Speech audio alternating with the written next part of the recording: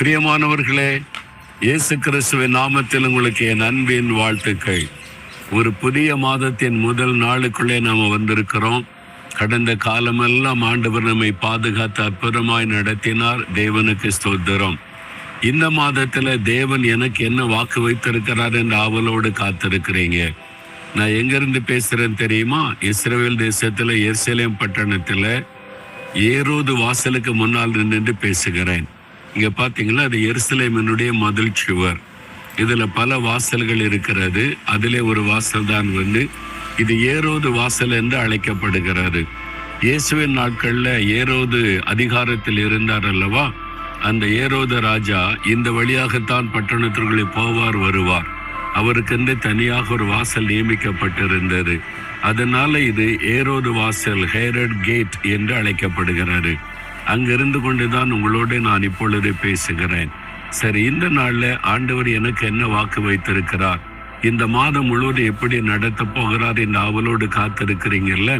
34ஆம் சங்கீதம் 19வது வசனத்துல, நீதிமானுக்கு வரும் துன்பங்கள் அநேகமாயிருக்கும், கர்த்தர் அவைகள் எல்லாவற்றிலும் நின்று அவனை விடுவிப்பார். நீதிமானுக்கு ஒரு துன்பங்கள் அநேகமாயிருக்கும். ஆண்டவர் என்ன வாக்கு கொடுக்கிறாரு? என் பிள்ளைகளே, உங்களுக்கு வரக்கூடிய துன்பம் அநேகமாயிருக்கும். என்னங்க சொல்றீங்க? பயமுறுத்துறீங்க? அந்த மாதிரி சொல்றீங்களா? பாடுகள் இல்லாத நாளே இல்லைல்ல. துன்பங்கள், துயரங்கள், பாடுகள், வேதனைகள், நெருக்கங்கள் நம்முடைய வாழ்க்கையில் இருந்துகிட்டு தானே இருக்குது. அந்த ஆண்டவர் சொல்லுகிறார், இதெல்லாம் அநேகமாய் இருக்கத்தான் செய்யும். ஆனால் அவள் எல்லாவற்றிலும் நின்று நான் உன்னை விடுவிப்பேன் வாக்கு கொடுக்கிறார். அதுதானே முக்கியம். அந்த துன்பத்திலே அமிழ்ந்து போக மாட்டீங்க, துயரத்திலே நீங்கள் அழிந்து போக மாட்டீங்க. அதிலிருந்து கர்த்தர் விடுதலை தருகிறவர். இந்த அனுபவத்தை எழுதின தாவீது ராஜா அவருடைய வாழ்க்கையில பாத்தீங்கன்னா, வனாந்தரத்தில ஓடினார். மாமனார் துரத்துகிறார் இராணுவத்தோடு அவரை அழிப்பதற்கு. கோலியாத் என்ற ராட்சதனுக்கு முன்னால போய் நின்று வெற்றி பெற்றனால பெலிஸ்தர்கள் கொலை செய்ய தேடுகிறார்கள். ஒரு சமயத்தில் அவருடைய மகனை விரோதமாய் மாறிவிட்டான். அவ்வளவு துன்பங்கள், பாடுகள் தான். நீதிமானுக்கு ஒரு துன்பம் அதிகமாகத்தான் இருக்கும். ஆனால் ஒன்றிலே தாவீதை கர்த்தர் கைவிடவில்லை, விட்டு கொடுக்கவில்லை. அதனால தான் அவர் சொல்லுகிறார், கர்த்தர் விடுவிப்பார்.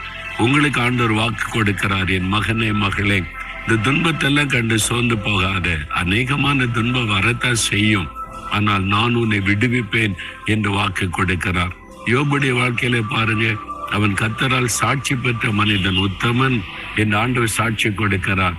எவ்வளவு துன்பம் வந்தது, எவ்வளவு துயரம் வந்தது, வியாதி வந்தது, இழப்பு வந்தது, அவமானம் வந்தது, நெருக்கம் வந்தது. ஆண்டவர் அப்படியே விட்டு விட்டாரா? விடுதலையாக்கி கொண்டு வந்த 2 மடங்கு ஆசீர்வாதம் கொடுத்தார்.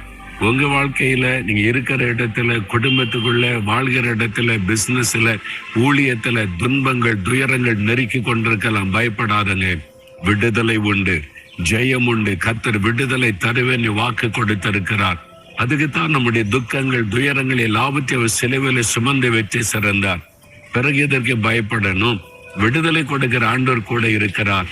அதனால் இந்த துன்பங்கள், துயரங்கள் என்று பயப்பட மாட்டேன். வரட்டும், எத்தனை துன்பங்களும் துயரங்களும் நான் தாண்டி செல்லுவேன். விடுதலை கொடுக்கிற ஆண்டவர் என் கூட இருக்கிறான்னு தைரியமா சொல்லுங்க.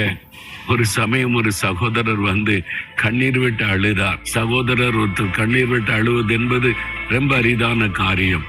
அவ்வளவு துயர, வேதனை, நெருக்கம், அவமானம் சொல்லி ரொம்ப மனசு வந்துப்பான். நான் ஆண்டவருக்கு பிரியமா தானே இருக்கிறேன், ஆண்டவருக்கு ஒப்பு கொடுத்தானே வாழ்றேன், எனக்கு இதெல்லாம் என்று சொல்லி பல கேள்விகளோடு வந்தார். இந்த வசனத்தை எடுத்து காண்பித்தேன். நீதிமான்களுக்கு தான் துன்பங்கள் அதிகமா வரும். அதனால நான் ஆண்டவருடைய பிள்ளைய தான் இருக்கிறேன், எனக்கு ஏன் தீமை வருதுன்னு சந்தேகப்படாதங்க. நீதிமானுக்கு தான் துன்பம் வரும். ஆண்டவரை ஸ்தோத்திரம் பண்ணுங்க. விடுதலை உண்டாகுன்னு தைரியப்படுத்தி அனுப்பினேன். சில மாதம் கழித்து அவர் வந்தபோது ரொம்ப சந்தோஷமா எல்லாத்துல இருந்து கர்த்தர் விடுதலை கொடுத்துட்டார், நான் நல்லா இருக்கிறேன்னு சொன்னார். அதுதான் இயேசு. இன்னைக்கு உங்களுக்கு வாக்கு கொடுக்கிறார், என் மகனே மகளே, துன்பம் துயரத்தை கண்டு சோர்ந்து போகாத விடுதலை உண்டு. இப்ப ஜெபிக்கலாமா? ஆண்டவரே, நீர் துன்பங்கள், துயரங்களுக்கு மத்தியிலே விடுதலை கொடுக்கிற தேவன். நீதிமானுக்கு ஒரு துன்பங்கள் அதிகமாயிருந்தாலும் நீர் விடுதலை கொடுத்து ஜெயம் கொடுத்து மேன்மைப்படுத்துகிற தேவன். இந்த உம்முடைய மகன் உம்முடைய மகளுக்கு விடுதலை கொடுத்து இந்த மாதத்தில் அவளை மகிழ பண்ணி களிகுற பண்ணி சந்தோஷப்படுத்தி ஆசீர்வதியும். இயேசுவின் நாமத்தில் ஜெபிக்கிறேன் பிதாவே. ஆமேன், ஆமேன்.